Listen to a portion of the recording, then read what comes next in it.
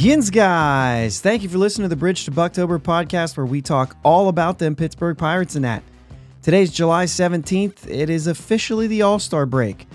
Okay, Pirate fans, let's take a deep breath in. Hold it. Now exhale. We made it through the first half of the season. Albeit not pretty, but we made it. The MLB draft started tonight. All-Star game, all these things. Let's get into it. Let's go Bucs. That's a quick fade out. We got so much to get into. My name is Josh. I'm joined as always by my brother Jake. What is up, Jake? How we doing, man? Well, let's just get in. It has been a crazy week. I mean, I'm going to tell you that we went to see Indianapolis in Columbus on Tuesday, and it feels like 2.5 weeks ago. It's just been a long one. Yeah. Literally, there's just so many things. Like, so, you know, we had the softball tournament Saturday. We didn't. Right. Because of the rain. But it's one that I plan and I put on, and so there's a lot of work that goes into it and all those things. Just to stand there in the rain for an hour and say, we got to cancel it. You know what I mean? Dude, I spent a 5-hour drive to go to IHOP. Yeah. Yeah. And more standing in the rain when one of the guys' battery was dead, and I was like, I'm not leaving till I know something's squared away. You know what I mean? Sure. Yeah. And, you know, so stuff like that, dude, it was just nuts. And then, you know, you got the Pirates on Apple TV again. I've already committed to listen. This is me being a pain. I understand that, but I've already committed to saying when they're on Apple TV, I'm just not watching. Yeah. It was painful to watch that broadcast. I will not do it again. I actually pulled up a highlight of it was the Cal Mitchell diving catch. And I got triggered. Like, I was so mad when I even just heard the call. I was like, man, I can't even watch a highlight. So every highlight's on mute at that point. It's just, and I know this I forgot it was on Apple TV. I mean, I was out for my birthday that night. So that's right. I meant to say that already. Axes. I meant to put it in the intro. Happy birthday. Thanks. But yeah, I'm just like, I know it's a me thing, and I'll wear that. You know, I can get the comments saying like, you just gotta, you know, watch on mute and listen on the rate. That's fine, but just can't. Dude, our mom doesn't miss a game, and like she doesn't like to watch it on there either. Yeah, she's like, I almost just muted it and turned it on the radio. Oh, that's what you do. You know what I mean? You can watch the broadcast and listen to the radio, but it's just time. I couldn't. Timing would be off, and it'd be a mess. I would rather just listen to the radio. Yeah. Without, I lose interest. I lose interest too quick when it's on the radio. Really? Yeah, like I can't focus on it. I'm like, well, wait, what? And I just kind of get lost. I get that. We were doing a lot here. We were loading up the car. We were drawing out. Well, because we had a team jump into the tournament late, so I'm sitting there making the bracket, and then I have to scratch it. Let's do it again. Yeah. You know what I mean? We were just kind of, you know, jam packed with everything, but we were also like, we were ready to have a bunch of people over, and then we didn't have a bunch of people over because one of the kids is sick, and then okay, yeah, let's go from there. Dude, it's just been wild, and I'm also just not very good at rainy days. And it's been rainy days for a couple days, so anyway, enough about me. Buccos have also had some rainy days here lately. Yeah. Longest road trip since what did they say? 2009 or something like that? Really? Yeah. It was 13 games in 12 days. 14 and 13. Well, 14 and 13. But I thought a couple of those were at home. Like, I literally have the schedule pulled up and I could just look at it. We had the Brewers. Oh wait, yeah, we had the Brewers at home. We had the Yankees at home for the 2 of the 14 and 13. Yeah. Then we went on the road. for 1, 2, 3, 4, and then this whole week. So, yeah. 12 in 11 days with the 2 against the Yankees the 2 days before that. You know what I mean? 14 and 13, but 12 and 11 because the Reds was a doubleheader. Right. So, anyway, didn't necessarily. I mean, you started off the week with the 2 wins against the Brewers. You hit the 2 against the Marlins. You're like, let's go. And then after 4 straight wins, you lose 4 straight. Yep. This is what it is. Yeah, unfortunately. Good to see him finish with the win, but at the same time, just a lot kind of going on that you kind of. So Bryce Wilson, he just went 3 1/3. So whatever. He was pitching Tuesday in Columbus when we went, dude. He was good. I was actually really excited. We hurried up down there. We got tickets last minute. We called some friends because we could get 4 tickets. We sat in row A, right on the field. I mean, you're talking being right there. It wasn't until somebody got up to bat where I was like, literally, like they're right there. Yeah. I really wish we were on the other side, though, because we were right outside of Columbus's dugout. So, I mean, you could just see in. Like, the dudes just there was these kids down there, and they got balls all the time. They gave us a ball. They just walked over here. Okay, cool. Like, you know, because we did last-minute seats. We only had 4 tickets, so we had the babysitter. So we were all ready to go. But then when we added the 2, we called the babysitter. We're like, can we add 2 kids to the? So instead of doing our 3 and their 3, we took the middle. We took the 2-year-olds, ours and theirs, and we just did a lap kind of a thing. Yeah. They were good. It was fine, but it was a good night. Bucs got the win. I think Cal had 3 hits. Ji-Hwan Bae kind of was the guy, though, man. He hit the double and then the homer. But he had a good game. It was pretty good. A couple hits for Greg Allen, but they weren't like, I wasn't impressed with his at-bats. And he hit the double that like smoked a line drive backside off the wall. Like that one was good. His other hit was just like an infield hit that they didn't play very well. I mean, so it was what it was. Mason Martin still looks like he's just struggling. Yeah. It's kind of a bummer to see. Like to be fair, they gave him a heavy dose of left-handers. He didn't really have a shot, like as far as like it was all lefties, and that Logan Allen kid is real good for Cleveland or Columbus. Yeah. So anyway, it was fun. It was a good night, but that, you know, it is what it was. No Swaggerty. Madris was there. He was fine. I don't really know what else. That's it. That's all I got. Carter Benz hit a bomb. They got brought back by their center fielder. Dead center, and it was gone.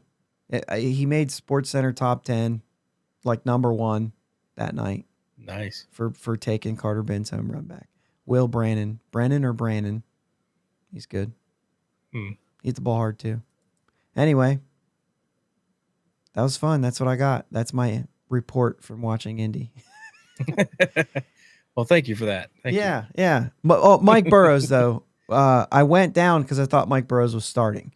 He did throw 2 innings, and I think he had 5 Ks. Like he was sharp. He was good. Yeah. That's the first time I'd seen him, so I was pretty excited to see Mike Burrows.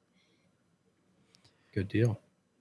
So you had a birthday weekend. You had some things. I know we're 10 minutes in already, and I guess we've talked some Bucs, but you had a birthday weekend. Yep. Got to go throw some axes. That was a lot of fun. That's the thing right now, isn't it? Yeah, it is. The wife kind of set me up there. She's, so and so's busy. You know, we're just gonna go with these couple friend that, you know, we do a lot of stuff with them.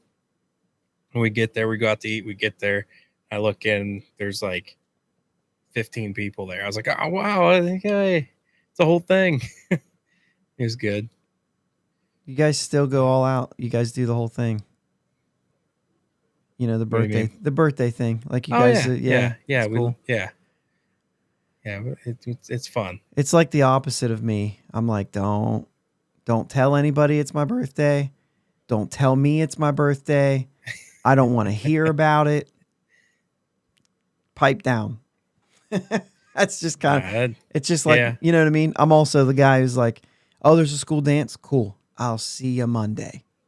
I'm not going. We're Yeah. staying away from that. I didn't go to all of those. I went to a few of them, but yeah. Anyway. Yeah, and then we were gonna go out to play in that tournament again. Yeah. It rained out. No bueno. Yeah. We ended up going out to eat with our parents. That really good DJs. Had some barbecue chicken. They're famous if you're for their going ribs, if you're going out to eat with mom and dad, you're going to DJ's. Yeah, absolutely. Yeah, I get it. Either DJ's or Roadhouse. Or Roadhouse. But, yeah, no kidding. Yeah, and then we just had some family over tonight. Good times. For sure. So, the draft. Yeah. They kicked off the draft tonight. Pirates had the number 4 overall pick. And we got Termarr Johnson. And wait a minute, you like this? Yeah. Oh no, it broke. Well, that sound doesn't work. Anyway, yeah, you like this? I do. I actually tuned in to the MLB Combine this year. I watched some of it last year, and it was cool. I was like, man, I hope they keep doing this. I hope they can expand upon it a little bit. I watched as much of it as I could. I had time for this year, and Termarr Johnson was one of the ones I got to, watch do some stuff, and I was like, man, this dude's good. And I was telling somebody before the draft, family member, I says, you know what? I'd love to be able to get Drew Jones, but he ain't going to make it to 4. Right. And I said, so I'm thinking of like realistic picks. I hope we either take Cam Collier, which I would really love, or Termarr Johnson. I said, because he looked good. Swing just looks good. Like, man. Then they said Termarr Johnson. I was like, yeah, all right. Yeah. It's like I got one. And so just to go off of that, Cam Collier he went what, 18? 18 to the Reds. To the Reds? He's only 17 years old. Yeah, he left high school early, played Cape Cod League. I think he played 1 year at like a junior college or something. Yeah. It's just, man, they said they watched him playing in the Cape Cod League at 16 years old against sophomores or juniors and seniors in college, and just did not look overmatched at all. Yeah. But Termarr Johnson was number 4 in the the MLB rankings and everything. Sure. So going number 4. So Jackson Holliday went first, right? Yep. And then Drew Jackson Jones. Holliday, then Drew Jones. So they had that flip-flopped. But Jackson Holliday was picked by the Orioles. Mm-hmm. Yeah. And then Drew Jones by the Diamondbacks? Yeah. Is that the order it was in? Yep. So Elijah Green was number 3, and he didn't get picked up until, I have it right here. Let's go back to that round 1. Elijah Green wasn't picked until 5. Kumar Rocker actually went 3. Yep, that's right. Which was kind of like that's a little bit surprising. But you know what's cool is he went 3 to the Rangers, who last year got Leiter. I did not even put 2 and 2 together. It didn't even dawn on me. So the Vandy boys that just dominated the college season that year, at least, the headlines, are back together in the Texas organization. Was ranked 38. Kumar Rocker. To me, that's, I don't know. I'm interested to see how that goes. Right. Assuming this time around he signs. I can imagine. I can't probably imagine him not feeling fortunate. Probably feeling fortunate to go top 10 even. Yeah.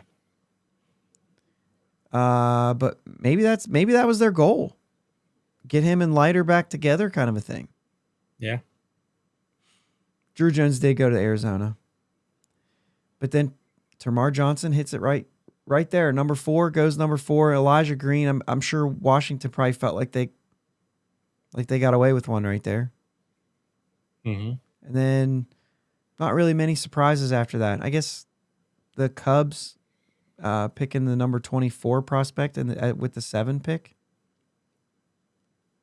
But some family stuff. We like the family stuff with the first 2. Matt Holliday's kid is Jackson Holliday, and Andrew Jones obviously is Drew Jones. So kind of like a thing there. Yeah. And then I don't know. There's some other ones too. We don't need to get into them. Cam Collier, Luke Collier. Right. Yeah, we were talking about Cam, so that's it. Yep. So that's there. But Termarr Johnson seems like, so they're just straight up listing him as a second baseman. He's a shortstop kind of a thing. It reminds me of the Nick Gonzalez piece. You know what I mean? Where they're just like, yeah, he'll move. But and the same thing, he's a hitter, and he's like a legit hitter. He is, and his fielding is good, is very good. Yeah, it's not even that. Yeah. He's not just a hitter. Yeah, it's one of those things where they say, well, he's a shortstop who will play second because his glove. But his glove is actually still really good. Mm-hmm. But they just say that, like, his arm is basic. I mean, he's not going to have an arm for shortstop at the pro level. Yeah. Doesn't mean it's not accurate or anything. You know what I mean? Right. But they're just saying his hands work well. He's going to field the ball well. But as far as quickness and arm strength, he's probably more pressed to be a second baseman. Yeah, which you could see that in like an Adam Frazier type. Good hands, field the ball well, not the greatest arm. Yeah, I mean, also they say that, and this is the one that I kind of disagree with. Why? If you're going to move him to second base because of his bat, well, that's a really stupid reason to do it. Yeah. There's enough hitters in Major League Baseball that play shortstop. In my opinion, where you play defense is absolutely 0% these days. 0% offensive. It has nothing to do with it. If you tell me that somebody is the best third baseman, I'm not considering offense at all. No. Not anymore. And people can say, like, well, I mean overall. Well, that's different. But you have to almost conditionalize that. If you tell me he's the best third, I don't care how he hits. Right. Because positions these days, if you're telling me that positions matter on offense, then I just don't understand. And matter of fact, Pittsburgh's a good example of that. We have a third baseman right now who is not a stereotype. Right. Because he's not a power hitter. And that used to be powers were reserved for corners. So if you were a power hitting shortstop, they would just say move to third because I have no business for a power hitting shortstop. Yeah. When I can have a shortstop who runs faster than you, who has more range than you, you know what I mean? Yeah. And now it's like, no, we can have range, we can have arm strength, and we can have power on the offensive side at shortstop and in center field. So I just don't care anymore. I don't care what position you play according to how you hit. It doesn't matter. I can have a contact first baseman these days. So long as a team, I have a shortstop and a center fielder who hit for power. I don't care. When I look at offensive players, I know that I want some guys who get on base and some guys who hit for power. Some guys who, you know what I mean? Some guys who can steal bases. Yeah. I want offensive tools. And then separately, I also want to make sure that I have a defense. Somehow make it happen. If Key Brian Hayes is going to fulfill the role of a typical shortstop or second baseman, which I think maybe offensively he's mostly a second baseman. Yeah. You know what I mean? But then he also can provide, like if I have, you know what I mean? If you have O'Neal Cruz who's going to provide you third base offensive numbers, but play shortstop, then that's fine. Let's let that happen. Right. I have both of those situations full, but they're just playing the wrong position. That's okay. Yeah, fine. Let it happen. It just doesn't matter to me anymore. No, I agree with you. I agree with you 100%. So anyway, Termarr Johnson is a hitter. I don't care what position he ends up playing. Right. The guy's going to hit.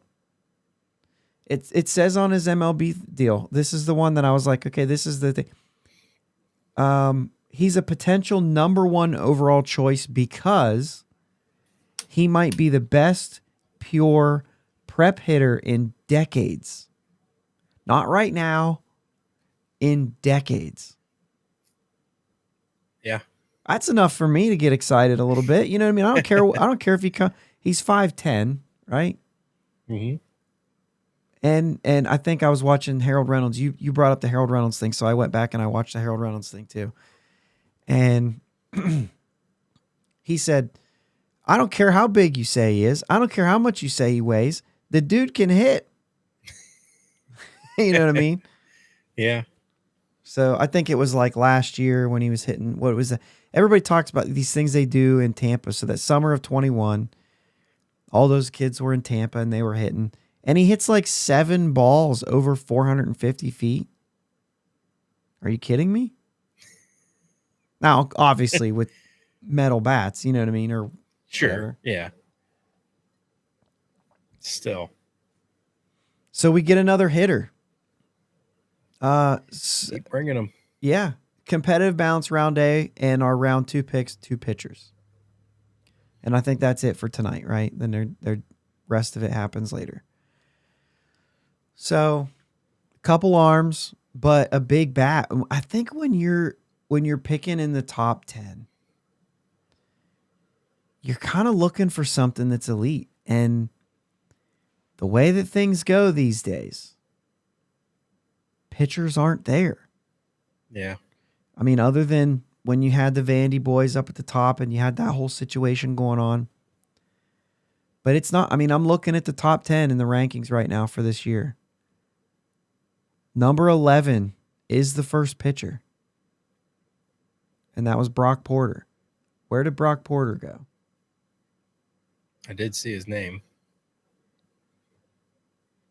I mean, did I miss it? So Kumar Rocker was the first pitcher that went. The second pitcher was the Cubs, who was the 24 ranked and 7 overall. They picked a pitcher. Yeah. Gabriel Hughes, ranked 26, went number 10 to Colorado. Number 14 ranked Dylan Lesko went 15th to San Diego as a pitcher.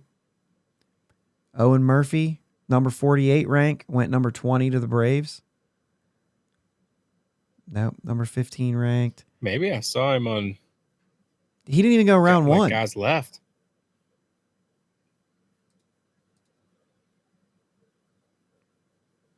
Jared Ritchie. We drafted number 45 ranked Thomas Harrington with Porter still out there. Or what's up with that? Well, you know what's up with that is this always happens.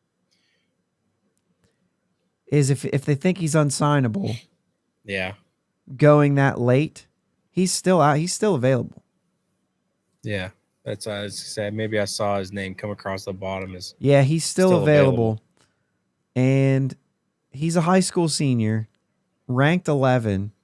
Yeah, and so I think a lot of people are thinking if he's not drafted now, yeah, then he's probably not going. So that makes sense. And Termarr Johnson's not going to be a guy like Henry Davis where we were able to undersell him a little bit in order to pay some other guys. I don't. Yeah, the way that we loaded. Yeah. Not that he's a jerk or anything like that. I just. Well, no, but we drafted him. And you know, yeah, Henry Davis got, you know, around his slot value. We just drafted him earlier. We drafted him earlier. Termarr Johnson, his slot value was 4th overall. Yeah. So he's going to get his slot value. Mm-hmm. And it's, you know, we're going to pay him. We paid him, we paid Davis what he was worth too. Yeah. Or close, you know what I mean? So you're looking at $7 million bonus. That's what Johnson's going to get. He's going to get $7 million probably. Yeah. especially as an 18-year-old going and getting a bat like that. Like, this is different. This is different from what we've seen. Yeah. This, I mean, has the potential to be a big-time pick. Yeah, for sure. That Thomas Harrington that we took the competitive balance round, I was looking up just a few of his things this past year in college. I forget what his record was, but anyway, he threw 92.2 innings, 111 strikeouts, 18 walks. Oh. 18. I saw that his velocity was kind of all over the place. Like, some days he hits 92 to 93, some days he hits 94 to 96. That'll balance out. Yeah, I mean, he's a sophomore in college. He's draft eligible sophomore, so. But if you're throwing in the mid 90s, low to mid 90s, yeah, you can get away with that if you're walking 18 guys. That means you know where to put it. Yep. That's true. It'll be fun to watch. I mean, so he's still pretty young. What was he, 21? Yeah. Okay. Why doesn't it tell me right here his age? Isn't that so important? I think he's 20, actually, because how do you not have it right there? 21. Okay, he's going to be on this page though. He was what, around the 40s right there. 21. Yeah. Just turned 21 on the 12th. Oh my gosh, born in 2001. He was born after I graduated high school. That's when you're getting old. Yeah. Anyway, yeah, I mean, I think so far so good. Mm-hmm. I mean, for sure. Johnson's the pick, right? That's the thing. When you have one of those, have one of those top picks, those are the ones you get excited about. You know, you have guys saying, "Oh, 2 years he'll be there." Okay, we'll see. Yeah, that'd be amazing. Right. I don't know that for sure. we've seen enough from the Pirates to think. I'd be 20 years old. I doubt it. Well, I mean, we've moved some people pretty quick recently. Yeah, but that's because we've been drafting college guys. Yeah, it's true. Yeah, I just saying. We'll see. Yeah, we'll see. I don't know. Good time to take a break right there. The draft is underway, and we have a few things to get into in the second half of this thing. Let's take a break, and we'll get into kind of the first half, what we think, moving into the second half, maybe some of those things. Okay? Sounds good. All right, let's take a short break here. Thanks for listening to the Bridge to Buctober podcast. Check us out on Twitter, Facebook, and Instagram at Bridge2 Buctober. Audio podcast available on your favorite podcast platform. Video podcast available on YouTube. Follow us on the socials and subscribe to the podcast. If you're on Apple Podcasts, take a couple minutes for a review. We'll be right back. Swearingen Bat Company is Ohio's premier wood bat company, specializing in custom wood bats to meet any need from T-ball to senior league. Check out their website at swearingenbaseball.com. Link is in the show notes. Twitter and Instagram at Swearingen Bats. You can also find them on Facebook. Swearingen Bat Company, that's swearingenbaseball.com. Let them know you heard it here. And we're back. Bridge to Buctober podcast. Thanks for listening, everybody. All right, we did the draft. Now let's do everything else. Sure. We had a lot of moves this week, as in no strange thing. Not the Pirates. The Pirates. We have a lot of moves. Navigate through these. Austin Bryce outright to Indianapolis. Marisnik called back up, and unfortunately, as we talked about what could be, Brian Reynolds went on the IL. They basically said, let's get through the All-Star break. And, hopefully he'll be back. I think it's a good decision. Absolutely. Let's just not even mess around with this thing. Hopefully it's not too bad. You can sit out this road trip. So anyway, more designated Cam View. Eric Stout was optioned to Indy. Greg Allen, I talked about seeing him. He was in Indianapolis. Dylan Peters was called back up. Cam View outrighted. And then we talked last week, Aaron Fletcher was designated. He was claimed by the Giants. So Fletcher's gone now. One of the guys that we kind of thought was on his way out here. Mm-hmm. And then Friday was kind of the big one. This was the big day. Heineman came back. And no, Jason DeLay did not get sent down. It was Michael Perez. Jason DeLay has kind of earned a little extended look here. And I say earned, and I believe it. Absolutely. He's been playing well. Yeah. Obviously, that's not the big one. Cal Mitchell was called back up. I also said that I just saw him and he had 3 hits. Good for you. But Jack Sawinski was optioned to Indianapolis.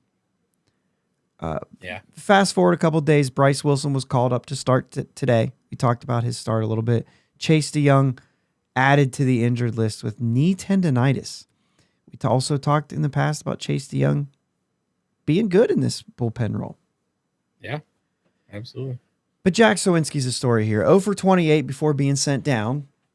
And I'm just going to say, give it to me. Jake, what do you think?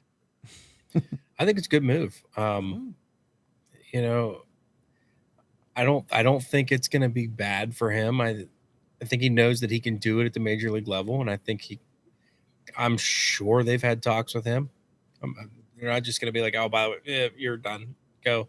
No, he's going to go and he's going to get some hits. He's going to get some playing time. I mean, which he was getting playing time. Obviously, you need playing time to go for 28, but well, yeah. Get some playing time, get some confidence back. I think it's a good move. I think he needed it. It is. There was a couple times you felt like maybe he could. And the power was still showing up, and he was still, even though the average wasn't, and it's kind of like, yeah, that's okay. But 0 for 28, and it was kind of, I just was looking it up, and AAA also does not play during the break. Right. And so one of my thoughts was, oh, well, maybe they'll be playing some games instead of being on a break. Maybe he'll be able to. He only played 1 game after being sent down. So it felt like there was something intentional that they were going to have him work on. Yeah. Maybe that's the case. Maybe they sent him down to get work on something specific. And then, no, we'll let you play a game while you're down there. But mostly I feel like maybe he's just been working. But then again, he was sent down. Played? That's what I'm saying. And then I looked at it and it was like, oh, well, they played Saturday. Then they didn't play Sunday because of the weather. So, maybe that has nothing to do with it. I don't know. I don't see it being long. Maybe it's one of those things where, August 2nd's the deadline. Maybe Ben Gamble gets moved and everybody's going to be up. Well, not everybody, because Bly Madris won't be and Swaggerty won't be, but right. Maybe it's that. I have no idea. But I know that he was 0 for 28 and he looked like you're going to come out of this one way or another. Yeah, maybe.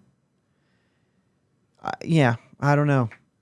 I know that there have been some people saying if he's going to come out of it, he's going to come out of it here. There's something to be said about going and getting your confidence back. Yeah, and I don't care about a low batting average if you're hitting for power and you're young. I will let you work through that. We know his batting average wasn't great. It's not like the dude was raking, but the power was there, and I will let you continue to hit for power with a low average when you're young to learn.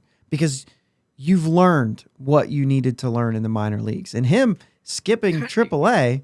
Yeah, and that's a big one for me, too. I mean, he completely skipped AAA. There might be something that he really does need to work on. And guess what?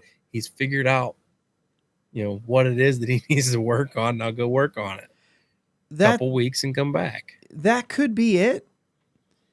But I still think the guy has shown he can be in the major leagues. Yeah. He's hit 14 home runs.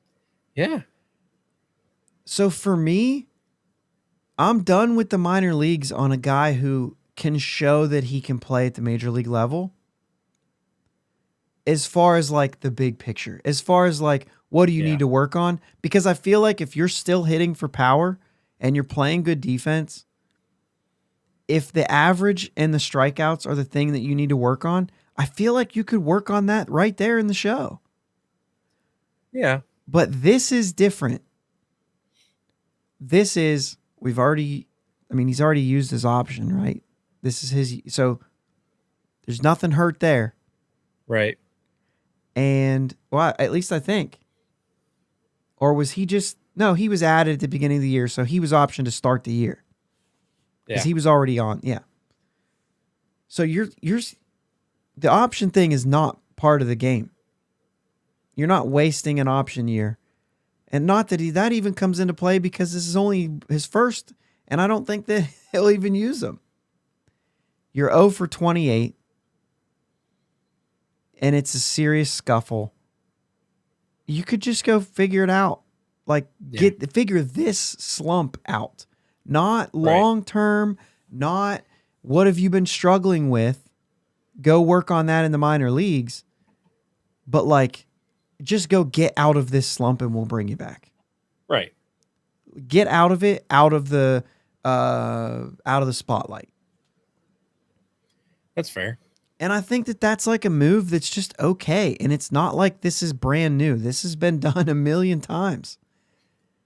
Just get out of your slump and not be on the front page of the newspaper, kind of an argument. You know what I mean? I mean, that's not what today looks like, but yeah, you know what I'm saying? And it, you know, there's still going to be some attention, but trust me, a lot less attention. People are going to watch what you do in the box score every day in the major leagues. In the minor leagues, maybe not so much. We'll check on you in a week or so. Absolutely. Yeah. Let's see how the games went. And I think for a guy like him, I mean, you're talking 0 for 28. Like, that's a lengthy slump. Yeah, it is. So get out of the slump, and then, you know, then you can keep working on what you're working on here at the major league level where you belong. I mean, I really do believe that. Yeah. But I think that I'm okay with the 0 for 28. Get out of a slump send down. I don't see him being down there working on what he struggled with in the, you know, for the rest of literally your struggle's been the last 28 at bats. Yeah. If he's clearly in a slump, fix it, come back. I guess that's where I'm at with it. Yeah. So talking about that whole first half, .419 winning percentage. We're currently in third place. We're on pace for about 68 and 94. So not too far from what we thought. However, I think the first half went a little bit different than what we thought. Yeah. We saw a lot of call-ups a lot earlier than we thought. And then, you know, the normal O'Neal Cruz situation that we kind of, I think everyone saw, but we still complained about it. But we knew that was going to happen. No matter what we wanted, something going on there, huh? Yeah, sorry. My dog, she fell asleep. She must have been dreaming about something. She's making all kinds of noise. I had to wake her up. So at the beginning, no, it's fine. At the beginning of the year, I said 70 wins. That was my thing. And, you know, we knew there was going to be a struggle. I actually thought, I don't know. So, I mean, we're basically right there. We're 2 wins away from that. Where did you say? You were at 74? 74, 75. So you were a little more on the optimistic, but you said at the beginning that you were there because you thought it would get better at the end. Yeah, I thought we'd have, you know, an upswing at the end, like a decent upswing. I feel like we're right where I thought we were going to be, but I don't, now the way things have played out, I'm not as optimistic for that, as big of an upswing as I was thinking of. because your reasoning was we're going to call up guys who are going to spark something. We've already done that. Yeah. So you wonder where that spark's going to come from at this point. Yeah. And I think that is the question right now. If we're on pace for around 68, because then you say give or take. Yeah. Because, if you keep your pace, it's give or take. Because your pace is, it's going to fluctuate a little. So you could say anywhere from about 66 to 70 wins would be realistic right now if they continued to do things the way they've been doing them. Mm-hmm. So if they don't continue, does that mean it gets better or it gets worse? They're going to have to be significantly better to get up to 74. And they'd have to be significantly worse to lose 100 games. Yeah.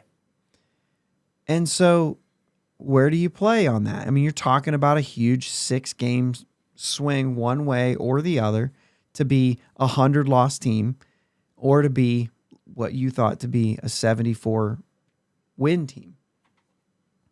Yeah. So I actually don't have an answer for that, and I don't think that I don't think I'm going to make. I mean, for me, I'm kind of in a comfortable place with 70 because the ebbs and flows kind of play with what I picked to where they are right now. If they end up with a 68 and 94, I'm going to feel pretty good saying 70 wins. I'm going to say, yeah, I was right there. You know what I mean? If they end up going a lot better and winning 72, I'm going to say I was right there. How many games in are we? I got the deal here somewhere. Yeah, I have it. Literally, it's one of these tabs open on my on my deal, I thought. Well, what did we just say our record was? Well, I just said we had a 419 winning percentage. I didn't tell you what the record was. You're right. I'm looking at our notes right now, and yep. I didn't actually put it in there, but I thought that I did. Oh, here it is. We are 39 and 54. Oh, yeah. You asked how many games we were in. So 39 plus 54 is 93. That's how I do math with a calculator. So 93 games in. You know what I mean? So you got about 70, 69 games to go. And so if we go, and I realize that like that's not halfway, but I've always considered the All-Star break as, I know it's a little more than halfway, but to me that's the halfway point because I feel like as much energy as you put into that point, you know what I mean? You're going to have, it's now a sprint to the end. You know what I mean? For teams that are in a race. For the Pirates, sure. It feels a little bit different because we're not in a race really. So you asked because you were going somewhere with that. What are your thoughts? I was, and I'm being terrible right now because I'm not using my pen. Like I have a pen sitting right here, and I'm not using it. So, and normally you would use it for. I'm trying to get a thought out of you. I know. I'm being bad. I'm not. So I'm trying to think like if we can turn around and we can be like around 500 the rest of the year. Oh, I see what you're saying. You see what I mean? Yeah. And my brain isn't functioning right because it's been a long weekend. So and it's midnight and I'm not using my pen. And I'm not using my pen. I get that. So we got 69 games left. Right. So if you go, which is 34 and a half games. Right. Is 500. You obviously can't do that. No, so let's say just to be one game under 500. That's what I was going to say. Let's go one game under 500. Let's go 34 and 35. Yep. And you said our record was. That would be. I should have been using my pen. Yeah, that would be 73 wins. So you've got to go over 500 to get to your number. Yes. That's the math I was trying to do. There you go. You've got to go over. You've got to be 35 and 34 to finish the year in order to get to your preseason prediction. Right. So I'll ask you right now, do they do that? Or do you bail right now saying they will not win 74 games? I don't want to bail on it. No, but I'm And not. I'm going to say yes, we're going to do it. Oh, Just because I want to stick to my guns here. is that the only are you just being stubborn? It's not. No. I'd bet you $100 they don't go 5-34. I'm not putting that much money on it. I'll bet you $1. He's not very confident, folks. No, I'm not super. I'm going to stick to my guns. I'm going to stick to where I thought we were going to end up. Because you want to be positive and you want to be hopeful. One of the positive things that I've been seeing is, and I've promised myself I wouldn't get excited about it, so I'm not going to get excited about it. But I'm starting to notice it. He's gonna talk about the guy that we said we weren't going to talk about and get excited about. Mitch Keller's looked better. Why did you do this to yourself? And why did you do this to Pirates fans everywhere? I'm not getting excited about it. Okay. But I see you, Mitch. I see you. I'll give you that. I do see you. Keep grinding, which is my words. This is what I've been saying. Keep grinding. I'm here to let him work through it. Mm-hmm. Keep grinding. Yeah. I will be excited for Mitch Keller starts after they happen, not before they happen. Yeah. And I will hold to that 100%. for the rest of the 2022 season. It's fine. And that's just what I've told myself in order to cope with this. I will say I will allow myself to get excited about Mitch Keller starts after they happen, but not before. So I'm excited to see Roanzi come back whenever that may be. Yeah, it's been a head scratcher a bit, but I do understand they're watching his innings. They are. And we've talked about that we expect that. I would rather see them do that in a year where we're going to be around, where we're probably going to be under 70 wins. That's what I will say. I don't think they hit my number because that would have to be where we say we were at 39. So they go 31 and then the math. Yeah. They go 31 and 38. And when I hear 31 and 38, I say, that's probably doable. Yeah. You know what I'm saying? Yeah. So, that is what, a 449 winning percentage, which is an improvement over the 419 that we are right now. Right. And that's doable to get there. Yeah. That's an improvement in the second half. The problem I have with that is August is a dog month, man. And a team like this is going to have a hard time in a dog month. It's a tough month for young guys. And I look at it and I say, we run into the Brewers twice, the Orioles soon in that month, and we've seen what they're doing. Mm-hmm. And you still have the Giants, the Red Sox, the Braves, the Phillies that you all run into. Now, sure, you also get 4 against the Diamondbacks. I'm not a believer in the Giants. I never have been, but you are going to San Francisco for those games. Yeah. And you still have, you only have 3 games against the Reds, but you really, You're right. The Reds are a wild card to me. They're the same thing. They're very streaky. I just think that's a really tough month for this team. And it really, I just clicked on September. It doesn't get better. Blue Jays, Mets, Cardinals to start off that month. 4 against the Reds in 3 days and then back to the Mets. And then you play 2 more against the Yankees before you get 7 against the Cubs and Red. When I look at this schedule and then you finish with, geez Louise, you finish with 6 games against the Cardinals at the end of the year. They're going to be pressing for a playoff position.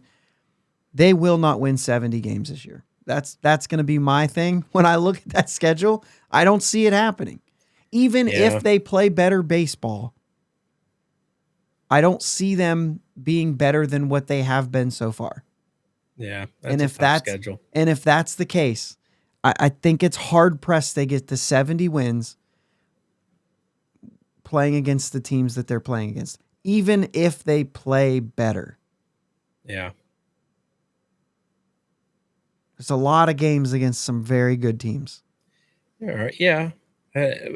For some reason, I feel like we come out and play better against the better teams. That's a fair point. So this is another thing. But I don't know if it'll be enough to, you know what I mean? Right. And this is another thing that we kind of, we talked about a little bit before we hit the record button is young guys, well, for good reason. It's a tough season for them. And even if they do start to figure things out, it's you don't play as many games in the minor leagues as you do in the majors. Now that's starting to change, and maybe this becomes something that's different. But to put a full season, the minor league schedule usually starts after the major league schedule. It finishes before it's over. You just don't play that many games, and it's not about avoiding injuries, which we've talked about before. Are players these days really stronger if they're actually weaker? Like, if you're more fragile, that there's strength in durability. Right. You might be able to bench more weight than what the guys used to in the 90s, but they were more durable. Yeah. And that factors into strength. Durability is part of strength. This goes further than we expect, obviously, but Cal Ripken Jr.'s streak is never going to be touched. And we talked about that. And that's the durability piece of this. Maybe there's something to the minor leagues playing more games to improving durability going forward. But right now we're not there. So for the sake of this discussion, because I feel like we will bring this up again. So, to avoid that rabbit trail that you and I are very good at going down, that's not there yet. And right now, regardless of injury, these young players wear down. That might be what we're seeing from Jack Sawinski. Is just simply tired. Not injured, not a durable thing, but an endurance thing. These are the dog days of summer. July and August are tough months. Yeah. And for a young player, you're getting he's had some success, but you're getting thrown to the wolves every single day. Eventually you get tired, whether you want to or not. Sometimes it's physical, sometimes it's mental, and it's not a sign of weakness if you get that. It's just this is just how the thing goes, right? Yeah. And I'm not worried about it. It's not something every young player goes through this. If that's what he's, he could just be not clicking. I'm not saying that this is what he's going through, but young players will go through that in these 2 months. And so we will see more of that. And thinking of this schedule and the fact that this is going to happen because we're so full of young players, you can forget to think about Cleveland's doing a lot of really good things right now with that young team, which is the only reason I bring them up is because they're the only team that's younger than us. Yeah. And they're sitting right now in second place, 2 games over 500. And you just look at that and you say, but will they? You know what I mean? Right. Yeah. The White Sox are starting to play better, and they're in a much better spot because they've been that young team. And so you wonder what happens with a team like that. I'd love to see them go as a young team. Yeah. You'd love to see them succeed. But you just kind of have pause there, and you enjoy it right now if you're a Cleveland fan, which I live around several of them. So enjoy it and hope that it stays. But don't be surprised if it doesn't. They're still in great shape for the future. Yeah. There's nothing to be ashamed of and nothing to be bummed about if they don't. You're in great shape. And that's the way I feel about the Pirates. We know what we're looking at. Yeah. It could get worse with this schedule and with these young players, and we're up against it here. Even if they play better, it might not equal more wins than what we need. Yeah. You know what I mean? To have a good season. So with that, we're in third place. Does that matter? No. It really doesn't. Short answer. Does it matter if we finish third, fourth, or fifth in this division right now? Because we have two teams that are good. The Brewers and the Cardinals are good teams. And then it's just it matters. The only thing it matters is the outlook, like visually. We didn't finish last in our division. It doesn't matter in the grand scheme of things, but I think it matters to the nonchalant fans. Okay, the fringe fans who are saying how they do. Better word, yeah. And I don't use fringe. I don't use fringe as a way like sometimes you're a fan, sometimes you're not. No, that's an always fan who watches casually. You know what I'm saying? They're not digging into how, like, oh, they sent Jackson Wins. No, they're just going to watch the Pirates. You know what I mean? Yeah. And that's what I mean. Like, even if you watch a lot of games, you can still be that fringe. What I mean by fringe is, do you dive deep or do you just watch your favorite team? Right. You know what I mean? So fringe might be a bad word too, because it makes it feel like you're flighty, or, you know what I mean? Like, I'm almost a fan. No. You're there. Yeah. You're on the fringe just by saying, like, I like the Pirates. That's surface my team. Fan. And I'm surface fan. I'm watching the major league team. I'm not watching the minor league teams. Yeah. You know what I mean? I want to see how they're doing. I'm going to go with surface fan. You watch the surface, you don't dig deep. Sure. That's however you want to word it. If you're one of those fans, which if you are, you're probably not listening to the Bridge to Buctober podcast. You're watching Pirates post game. You know what I mean? You're watching them guys. You're watching McHenry and Alley and is Garrett Jones been on there again? That was fun. I don't know. I don't ever watch the post game. Anyway, that's what you're watching to get your news. You know what I mean? But yeah. But for those people, you think it matters that they get third place? I think it does. Okay. Maybe it just matters if they get in the playoffs or not. If so, that's rough. But also, maybe that loss number is more of a thing for you. And if it is, then it doesn't matter how everyone else does. It only matters how many games that we lose this year or win, depending on what the number is that's higher. I think that's where you're at, right? If the win number is higher, I want to know how many wins we had. Oh, we're an 83 win team? Okay. But if you're an 83 loss team, then that's what you are. You're not a 70, you know what I mean? Right, yeah. Like, we had them years where you won 98. Did you care that you were in second place, or did you care that you won 98? I think then you cared you were in second place. Yeah, for sure. But if you're losing 98, I don't care what place you got. You lost 98 games. Yeah. I agree with you on that. I think it's just at the end of the day, if somebody just checks the standings, be like, we finished third though. Yeah, I think as a winning team, last. I think as a winning team, you care more about the standings. As a losing team, you're losing. Yeah. You're not in the playoffs, and now it's just how that's how I view it. Yeah, and you're right. That's how I view it. That's personally. how I view it.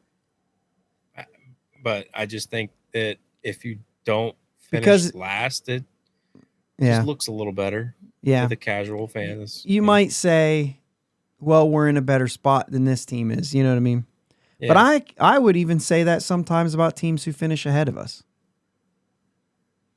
I could look at Colorado, and maybe it's because I don't know a lot about Colorado, and I'll admit to that, I don't.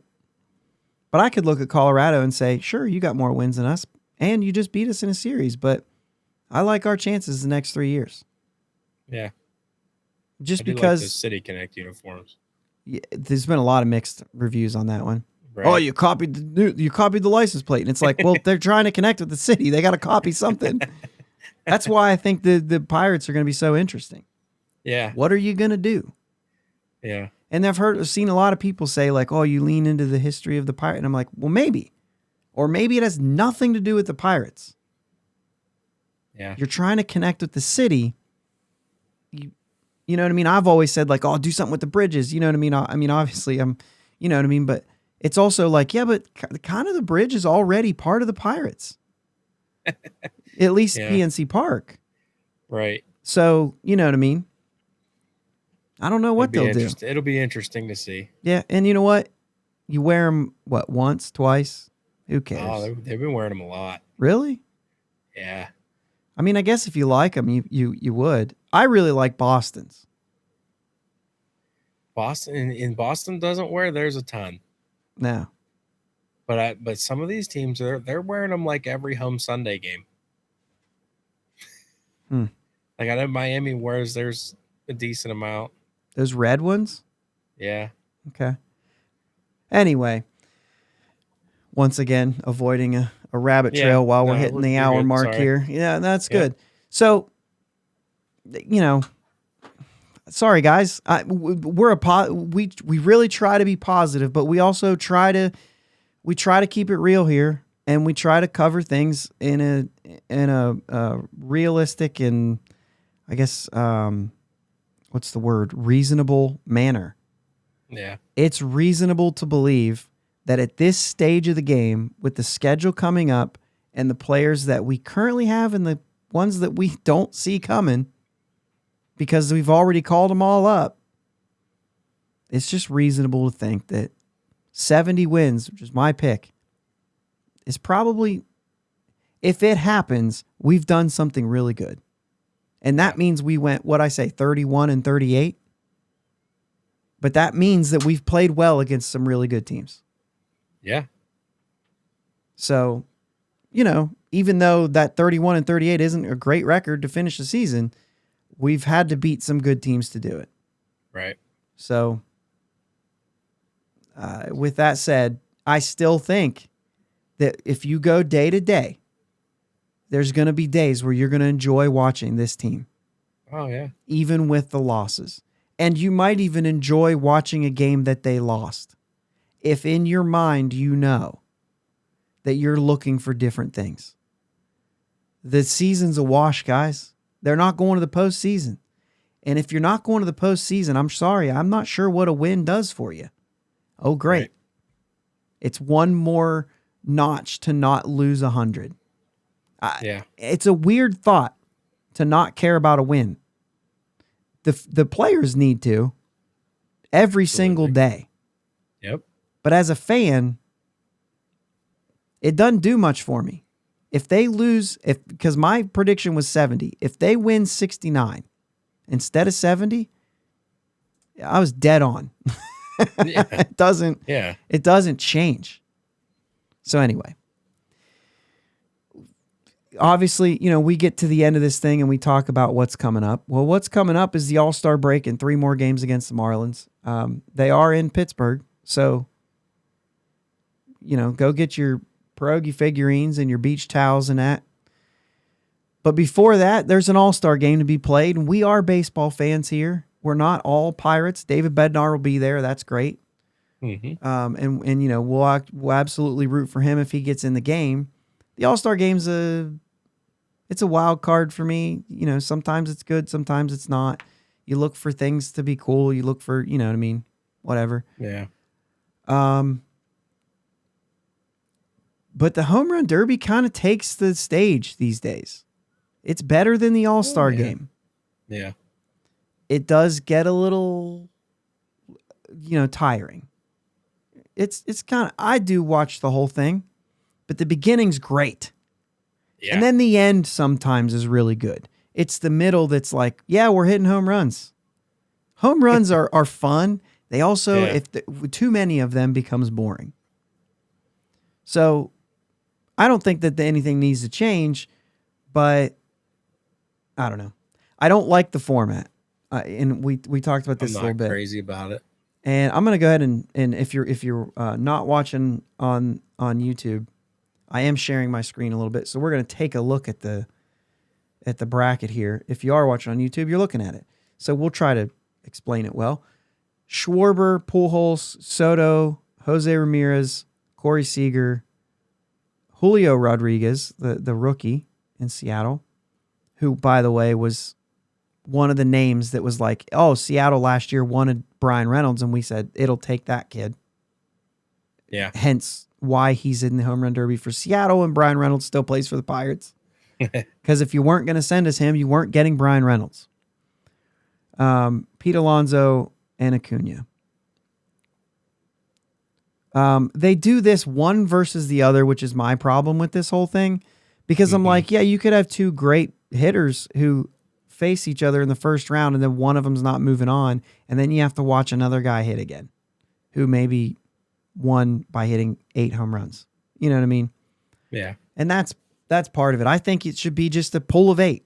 The 4 best move on, a pool of 4, 2 best move on. You pick your winner from that. Everybody finishes their round.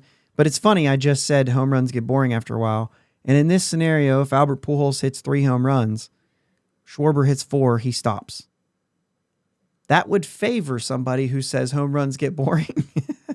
But I also want to see these guys do it. You know what I mean? Yeah. Because see them take their hacks. The more they get, that I went to the home run derby when it was in Cleveland. And the Jock Peterson, Vlad Guerrero, to me, that was Pete Alonso won that home run derby, and I could care less because the show was made by Vlad Guerrero and Jock Peterson. Those two guys stole the show. Pete Alonso may have won it. He was not the star of that show, even by the slightest. He had a very forgettable performance. Yeah. Because he barely had to beat anybody he faced. As a Pirates fan with Josh Bell in it, I was more interested in his performance than I was any of Alonso's rounds. Acuna knocked Bell out, didn't he? Did, yeah, with a bunch of backside home runs. Mm-hmm. And yeah, whatever. And that was a good one. Like Bell represented himself pretty well. He got it. He got a little line drive happy, and that's what got him out. Yeah. But anyway, that's what I don't like, and that's what. So you also mentioned a weird thing. It's not 4-4. Yeah, I don't know the history of it, but I know for a long time it was always, American versus national. So you had 4-4. This year there's 5 National League players and only 3. I also didn't American like League. that. Yeah, it was the same sort of thing, and because they did American and national like versus thing, only 2 from each could move on, or 4, And I was like, that's dumb too. Give me the 4 best. But anyway. Yeah. So to wrap this thing up, let's do it. Let's do a bracket live here. We're gonna do this isn't even gonna be mine. This is gonna be between me and you here. Schwarber or Pujols moves on? Schwarber, unfortunately. Soto or Jose Ramirez? I think Jose Ramirez. Good. That's what I was gonna pick too. Seager or Rodriguez? Rodriguez. I think it's Seager. I think he gets the hometown crowd. Okay, let's go back to that. Alonso or Acuna?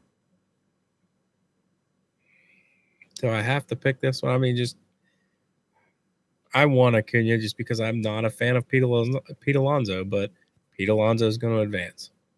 He's like the home run derby guy. Like he's built for this. Even though, like I said, even though he had forgettable performances, it wasn't his fault. To be fair, let me go back on that. It wasn't his fault. Right. He was up against guys who didn't hit a lot of home runs, therefore he didn't have to. I'm going to go Seager and Acuna just because it's different from what... Wait, that went against both of yours, actually. This was the fan pick.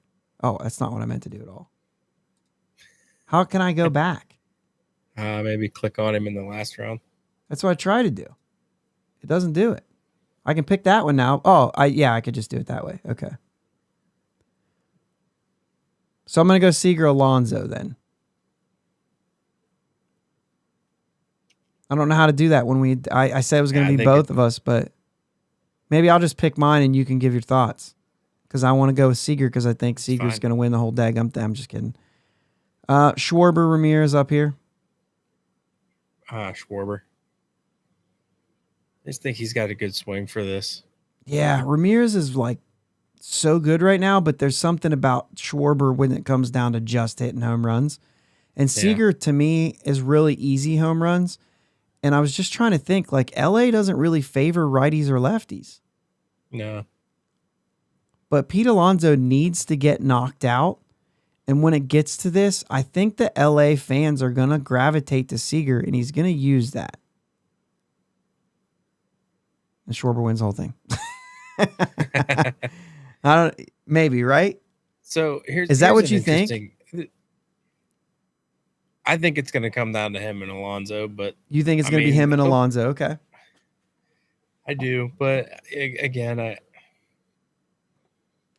don't know. An interesting fact in this home run derby is that Julio Rodriguez was 3 months and 5 days old when Albert Pujols made his major league debut.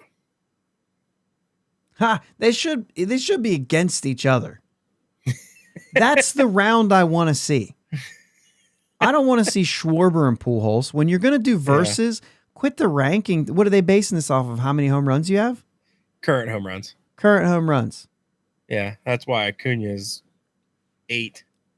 I don't know. Pujols is 8. Acuna's 7. Are they leaning too far into the like legend thing to even put him in this? No. What are the chances he beats Schwarber in the first round? It's not great, but I think Pujols is going to put on a show. Okay. I mean, okay, so here's my next BP. I think Pujols. Now, if Pujols would make it into the second round, he's going to get gassed. So will Julio Rodriguez for the same? I don't think so. No? He's a young buck. Yeah, but that's what I'm saying. Yeah, he's gonna one night he can do anything. Okay, that's fair. And I think he's gonna fare pretty well on this thing. But a guy like Schwarber just doesn't have to hit him. It doesn't have to swing that hard. Yeah. And he's not as heavy as he used to be, too. So there's, some of that goes into it. But guys like Acuna, it's like he's either in it or he's not in it. Because he's an all-around hitter. Yeah. And so sometimes when I see guys kind of like Juan Soto, if he gets line drive happy, he's out. Yeah. You know what I mean? Yeah. Where if Soto actually shows up and he's hitting fly balls, like Jose Ramirez ain't getting out of the first round. You're right. But Corey Seager he's a home run swing. Now that you see everybody who's in it, anybody get one on the roof? Yeah. Yeah? Yeah. Schwarber gets one on the roof for sure.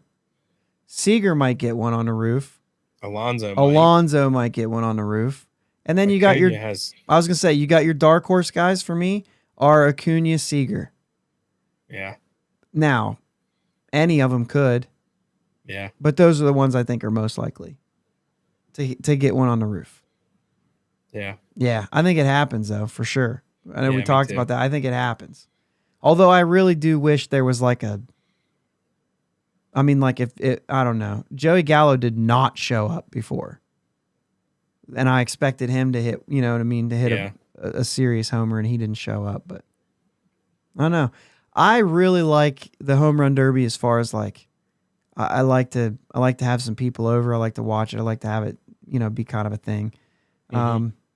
I don't know if we will or not. It'll be a last minute thing because Monday nights are a softball night for me, which kind of ticks me off when it comes to stuff like this. Because I'm like, come on, man. This is a home run derby. Yeah. But we're going to get rained out anyway. I bet it's the same field we were going to play our tournament on. I bet it's already rained out. Because it rained all day here today. So I'll be watching the whole thing. I'm sure of it. So I also have a group of 10 guys who had something planned for tomorrow night. So as soon as it's canceled, it's going to be like a home run derby's on at my house. Yeah. So we'll see. An all-star game will be on too this week. So if anybody cares. Yeah. I mean, I always watch it. It's just much less of an exciting thing. It's more for me like a relaxing, maybe you get to see a couple cool things. Sure. But Mom's already invited me up to their house to watch it. Yeah, so. That's good.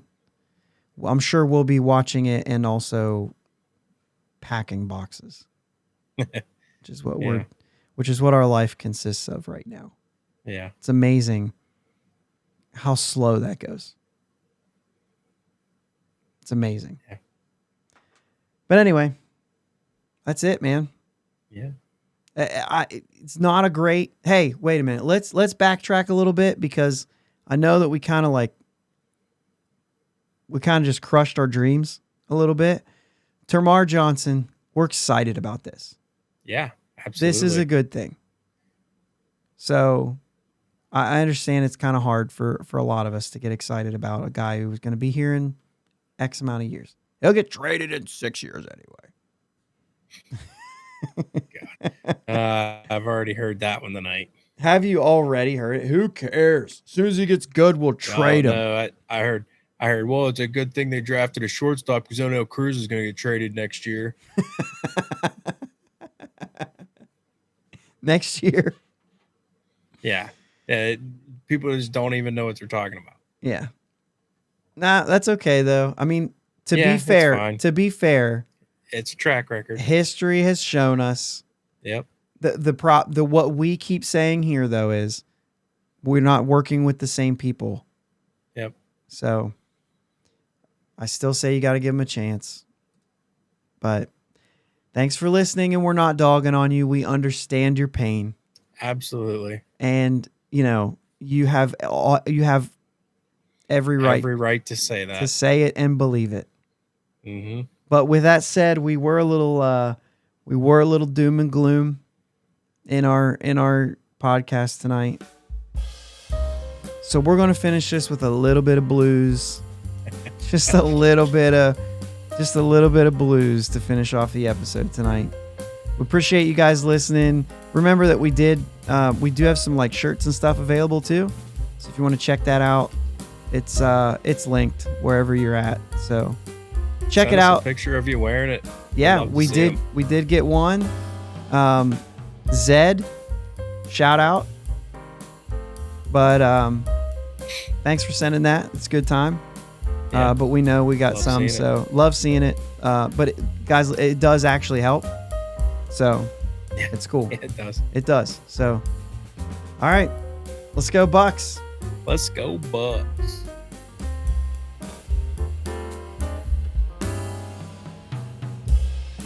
Thanks for listening to my dad and Uncle Jake on the Bridge to Buctober podcast.